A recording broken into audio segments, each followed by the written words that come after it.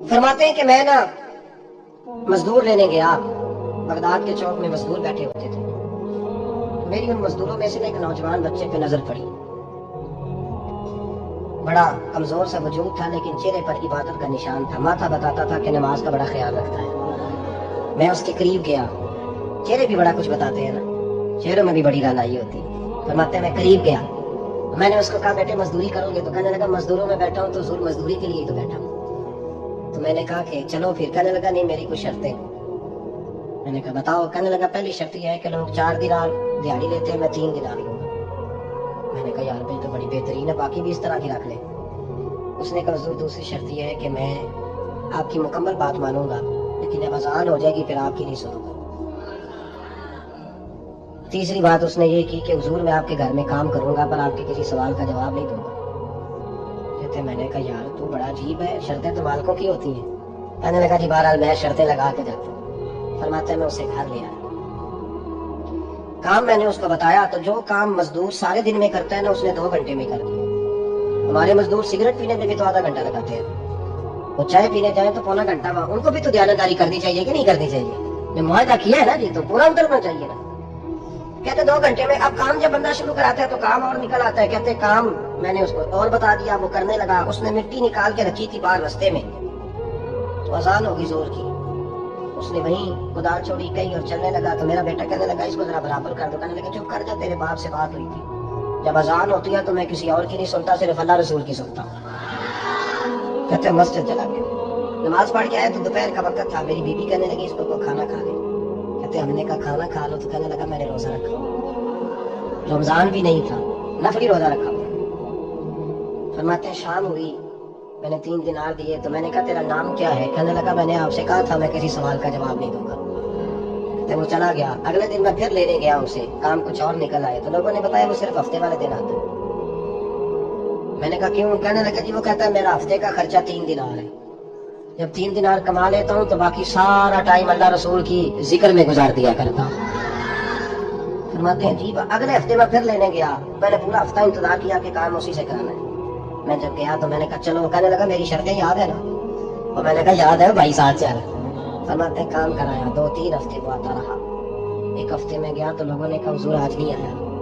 क्यों? कहने लगे बीमार हो गया। कहाँ घर है? कहने लगे बगदाद के कब्रिस्तान के पीछे जो कच्ची आबादी है उसमें रहता है। फरमाते मैं गया, दरवाजे पे दस्तक दी तो कहने लगा हुजूर आप है? दरवाजा खुला है, आ जाइए। फरमाते मैं अंदर गया तो मैंने कहा तुम्हें कैसे पता चला मैं आया हूँ? कहने लगा हुजूर अल्लाह वाले हो, आप नहीं आना था, वरना अमीर तो गरीबों का पता लेने कोई नहीं आते।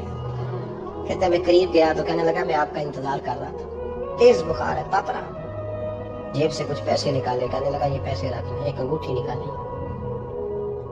कहने लगा हुजूर आज रात को मेरा इंतकाल हो जाएगा, इन पैसों का कफन खरीद के सुबह जनाजा पढ़ के मुझे दफन कर देना, और जब दफन करो तो ये अंगूठी लेके असर के बाद हारून रशीद के पास जाना। आप उससे कहना मैंने मिलना है, पर वो आपको टाइम नहीं देगा। आप उसको आवाज दीजिएगा कि तेरी एक अमानत है मेरे पास। फिर वो आपसे मिलेगा तो अंगूठी दे दे, फिर आप मेरी तरफ से फारिग है। हजरत फरमाने लगे तेरा नाम? और कहने लगा हुजूर वक्त थोड़ा है, आज रात मैंने जाना है, बड़ी लंबी माफी मांगनी है रब करीम से, अगर मुनासिब समझे तो मुझे अपने रब से तन्हाई कर दे। फरमाते मैं आ गया और उसकी बातों ने मुझे सारी रात सोने नहीं दिया।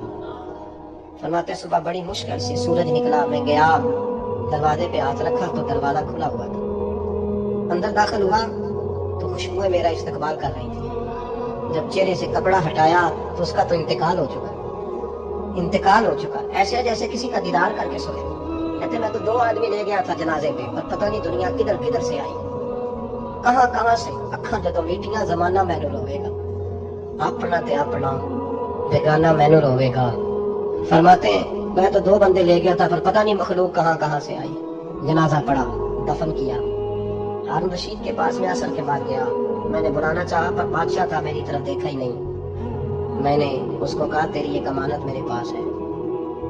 फरमाते हैं मुझे कोने पे ले गया, क्या बात है? कमरे में बुलाया, मैंने अंगूठी दी। हारून रशीद तो चीखे मारने लगा, कहने लगा अंगूठी वाला कहाँ है?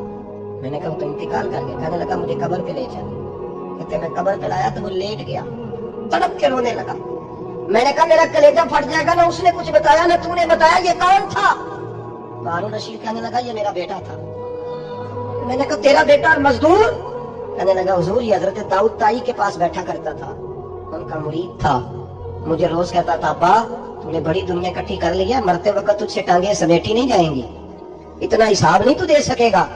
میں اس کو سمجھا دیتا، اس کی اماں سمجھا دیتی، یہ روز ہمیں کہتا چھوڑ دو آ جاؤ اللہ رسول کی بارگاہ میں جھک جائیں، ہم سب۔ ایک دن یہ چلا گیا، کہنے لگا پھر تمہارا راستہ اور ہے اور میرا راستہ اور ہے۔ یہ سونے کی انگوٹھی غلطی سے اس کے پاس رہ گئی، غلطی سے ہیرے کی انگوٹھی چلی گئی۔